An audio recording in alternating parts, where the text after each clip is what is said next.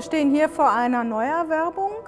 Eine Neuerwerbung, die wir dank des Museumsvereins des Deutschen Historischen Museums tätigen konnten. Das Objekt ist unglaublich interessant und jetzt stellen sich natürlich ganz viele Fragen an das Objekt. Es handelt sich hier um ein graviertes Straußenei, entstanden im ersten Viertel des 17. Jahrhunderts. Ein Objekt, das tatsächlich viele Fragen aufwirft und viele verschiedene Betrachtungsweisen eröffnet. Die Materialität ist außergewöhnlich, aber Straußeneier waren seit dem späten Mittelalter schon begehrtes Handelsobjekt, wurden aus Afrika importiert, teilweise auch aus Indien.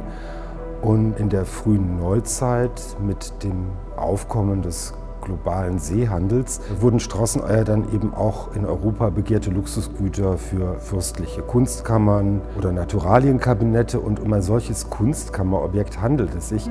Und deswegen ist es auch in der Sammlung Angewandte Kunst gelandet. Denn auf dem Ei sieht man ganz fantastisch gravierte Darstellungen. Ja, sehr auffällig an dem Objekt sind natürlich die Gravuren, die von einer großen Qualität zu sein scheinen. Und die erste Frage ist natürlich, wie kommen diese Gravuren überhaupt auf das Straußenei? Wie geht das? Man hat eigentlich, ähnlich wie bei einem Kupferstich, bei einer Kupferplatte, die man mit dem Grabstichel bearbeitet, hat man auch hier einen Stichel benutzt. Und man muss natürlich bei einer zerbrechlichen Kalkschale, das ist ein extrem fragiles Objekt, natürlich sehr darauf Acht geben, die Oberfläche nicht zu beschädigen. Es gibt ein paar kleine Risse und wohl auch schon geflickte Stellen, aber bei einem 400 Jahre alten Objekt ist es, glaube ich, verschmerzbar. Es schmälert auch nicht den Gesamteindruck aus meiner Sicht.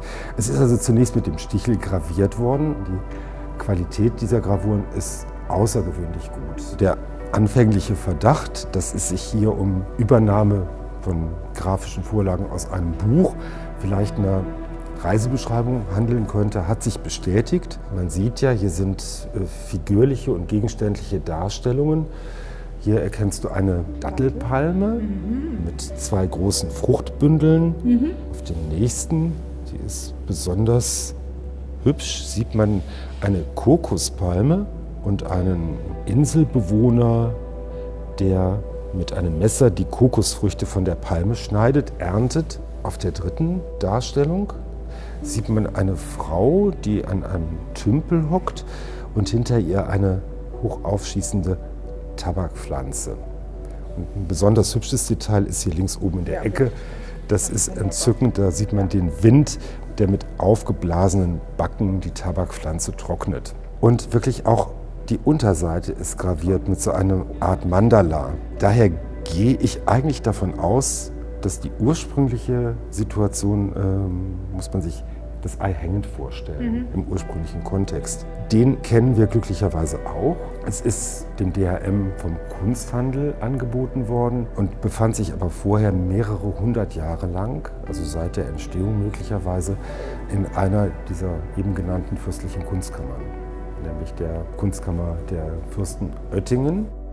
Erworben haben wir es natürlich mit Blick auf die künftige ständige Ausstellung des Deutschen Historischen Museums. Einer dieser Anknüpfungspunkte ist ja das gerade sehr aktuelle Thema der frühen Kolonisierung, der Globalisierung. Aber wir werden es jetzt, was mich sehr freut, nächstes Jahr schon im Oktober in einer Sonderausstellung zum Thema Aufklärung präsentieren können, eben im Kontext der Kunstkammer. Und ich denke, es ist auch gerade bei uns als historisches Museum besonders gut aufgehoben, weil wir das Objekt natürlich ganz anders kontextualisieren können als zum Beispiel ein Kunstgewerbemuseum.